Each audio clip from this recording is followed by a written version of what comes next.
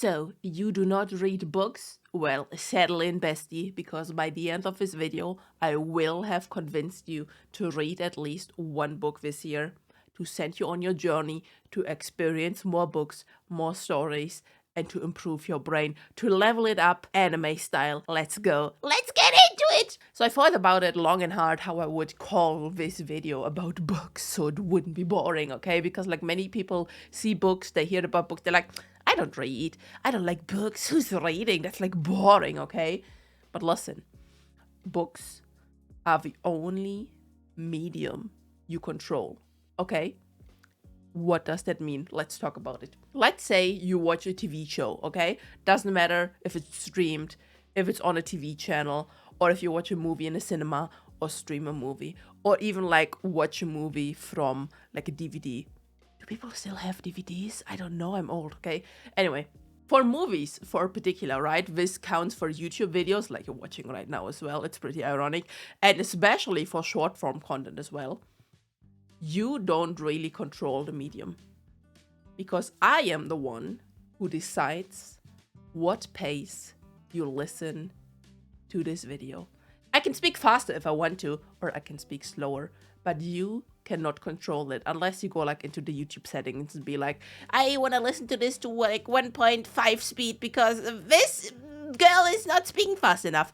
But even then, like the changes in the videos that happens, the cuts that happen, the pauses that randomly happen, you do not get to decide when those happen. Of course, you can pause a video, right? But that is like an active interaction that you have to do where you click pause and then play again.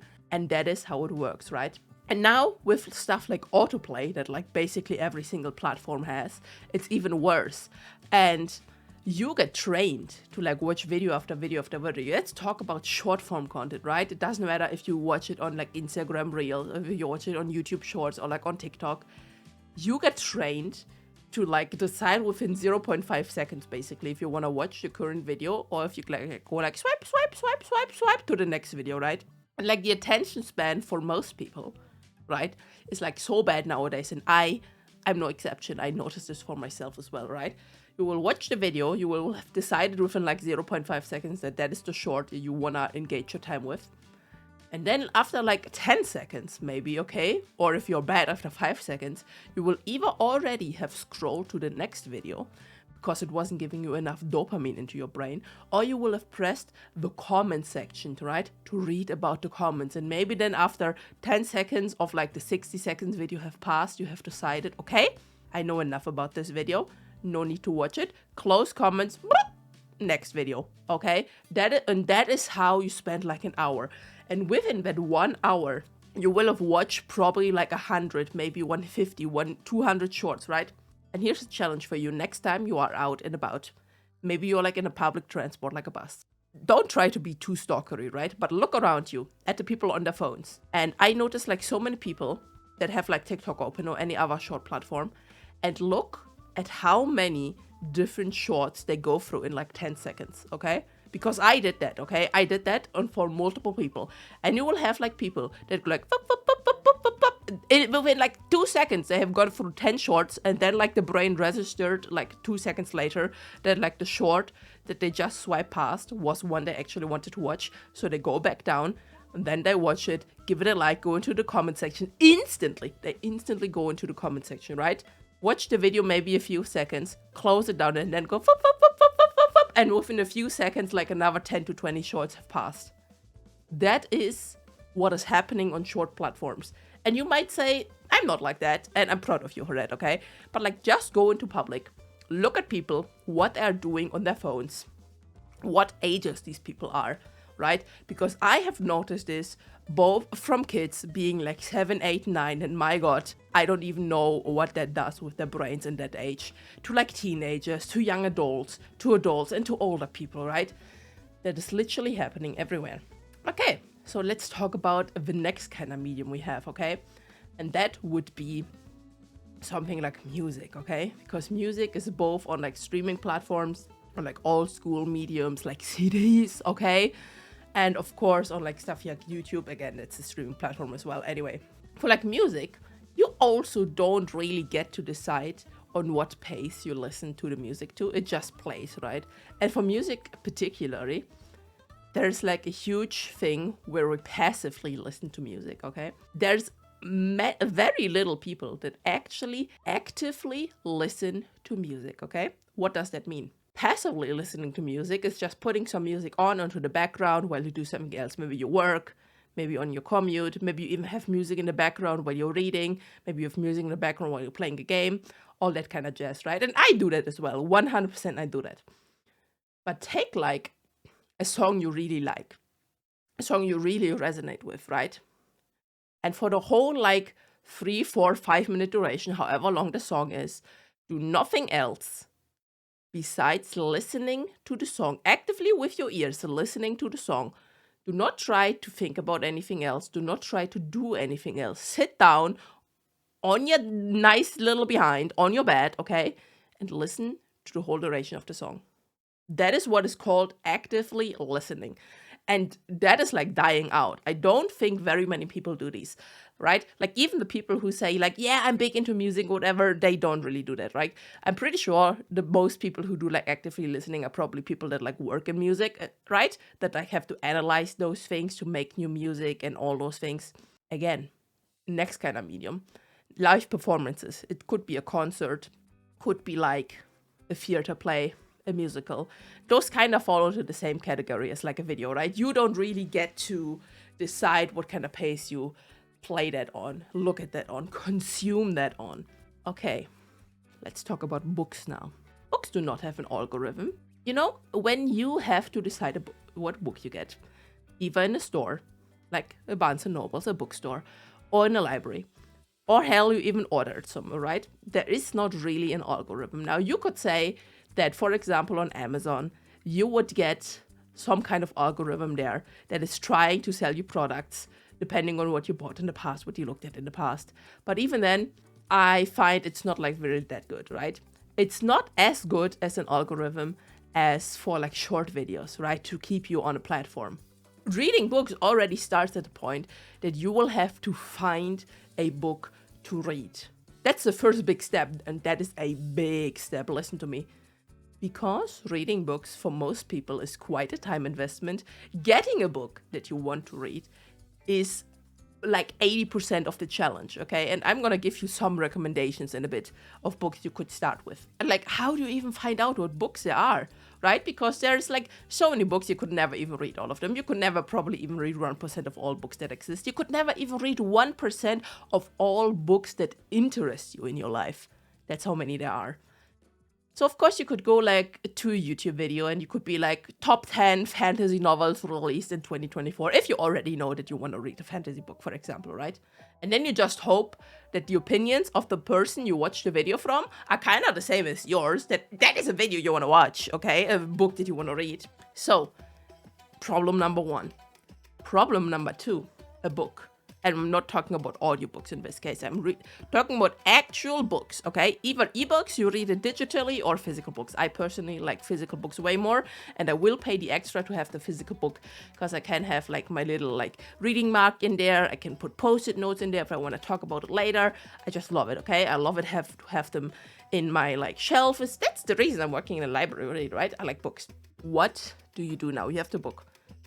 Now, somehow, okay, if your brain has already, and I'm using this word, kind of been tainted by social media, by TikTok, by short videos, how do you convince your brain to now sit your ass down and start reading a quote-unquote boring book when you could like watch 725 TikToks in the same amount of time that give your brain way more dopamine, okay? That's challenge number 2, okay? And this is the second big challenge. If we manage to beat this challenge, we're already done. We're already kings and queens, okay? We're like on the way to freaking libraryhood or something like that, okay? So what I like to do, especially at the beginning, when you need to train yourself to read, is, yes, I do put music into the background, probably something without lyrics. Sometimes I put ASMR, non-talking ASMR in the background. Make it like kinda quiet, okay? So I just hear it a bit, because I do not really like the quiet, okay? Then I tell myself I will read for like 5 minutes, maybe 10 minutes. Okay? And that is like with any other thing. If you want to learn to play an instrument, something like that, you can do the same method. And then guess what? You do not have to stop after 5 minutes or after 10 minutes or however much time you have given you. But you will force yourself, okay? You will force yourself for 5 minutes or however long you allotted the time to do said activity like reading the book. And in most cases, you will very likely read a bit more than the time you allotted onto it. And if you do that like day after day after day, at some point it will get easier and easier and easier to start. You will read more and more and more. And guess what? After like a month, after 2 months of reading 5 minutes a day, you will have finished the book. And then the next book you will finish in 1 month. And then the next book in 2 weeks. And then the next book in 1 week. And all of a sudden you will find yourself getting a new book and finishing it over a weekend because it was like so immersive. You wanted to read it so much, okay? But now, with all the explanation, with all like the 11-minute explanation out of the way, let's talk about the fact that you control the medium of books. You look at the page, right? You decide in what pace to read the sentences, right? You decide whenever you like just look at the words and like think of the sentence, or if you read word for word in your brain. Maybe you even pronounce the words in your brain. I know like some people have like that inner voice reading the text back to them, and I kind of have that, right? Some people see like images and pictures from the text that is formed there, some don't. Okay, for me it's mostly like while I'm reading a book, I don't really have these images in mind. But then when I think back to the story, right, even though there were no pictures, my mind will have formed the story of the book in like a picture book kind of thing, where I see pictures of the characters, what they did and stuff like that. It's very fascinating, right? But that only happens to me when I think back to the stuff I've read. And then you also decide when you continue and when you're not. This is similar to like pausing a YouTube video, but this doesn't require an extra action. You don't need to press your mouse and stop a video. You just stop. Like maybe there's a dot and you stop reading for a second because the sentence was so insane that you just read it, that you need like an extra 5 seconds, 10 seconds, maybe a whole minute to think about what you have just read. And I personally do that a lot, right? I read a book, I see a sentence, a page ends, and I'm like, what the hell even just happened? Okay, what happened? I had that recently in the Mimosa Confessions and in many other books as well, where I will like stop and think about what happened. And then sometimes, right, the revelation of what has happened in that story is so much that my brain actually needs to process that. And that at that point, it's like a good stopping point for this reading session. Put my bookmark in and go do something else. Now I go scroll on TikTok or something, you know. Yeah, I know this is kind of hypocritical, but you know, I'm a victim as well of the social media. You know, that's why I'm here. Anyway, that happens. So you decide when to stop and when to continue. And you also decide on how many pages you want to read in a go. You decide if you want to read up any extra information. If there's like some words, right? Especially in like fantasy novels, they like to use like new words, invent new words. You decide if you want to research ahead of time what those words mean. Like most likely these words, these made up words will be explained at some point in the story when it's appropriate for them to be explained. But you could be like, you have the internet, you have a smartphone, you could be like, what does X mean in story Y? Okay, we get that? Okay. And then when the book ends, right, let's be serious, many books nowadays come in series, okay? I wish there were like more standalone books, and there are quite a few, but like many of the books I tend to read come to be like serialized, have like many what's it called, volumes. You get to decide, do you want to even read the next volume? Do you want to read a book from the same author? Do you want to read a different book? Do you even want to read a non-fiction book once in a while, you know? Listen, I love books. You should read a book because it's the only medium you control. It will improve your vocabulary. It will improve your fantasy. And it will improve you being able to talk with other people. Believe me, okay? It's true. So now I want to give you some recommendations of good starter books if you haven't read a book for a while, or maybe you're still pretty young and you're like, I never really finished a book in my life, a whole book, that's crazy, okay? Now, let's talk about light novels first. What are light novels? Light novels are a medium from Japan. If you watch my channel, you probably know what light novels are, right? And why are they called light novels? Because they are usually targeted for an audience like teens and up. And they are called light novels in Japan because you like don't need all 3 of their alphabets that they're using. They're usually written easier and more fun in a way, you know? So I would recommend you the Mimosa Confessions. It's about a trans girl in like the early 2000s Japan and her whole story told from the perspective from her best friend. Book number 1. Book number 2 I would recommend is, what is it called? The Empty Box of Zeroth Maria. That's like a series, has like 7 volumes in total. But even if you only want to read the first volume alone is a very good standalone story. So I recommend that highly, right? You probably have to get the digital version of that book or look up online where you can read it though, since I heard it's like basically sold out everywhere in like physical. Then you have like other books, okay? Let's talk about non-light novels. We have the whole Discworld series from Terry Pratchett, and my god, this man has such a profound writing style where he was way ahead of his time. You read these books and they are still so relevant, so funny, and so on point today. And the Discworld series in total, I think, has like over 40 books, probably even more, right? And there's many like sub stories in there. And the one I started with is the Witches series. And those ones I can really recommend, right? Terry Pratchett, insane. Now, if you want like a more heavy book, I think it has like 500-600 pages, maybe more. It's called The Name of the Wind.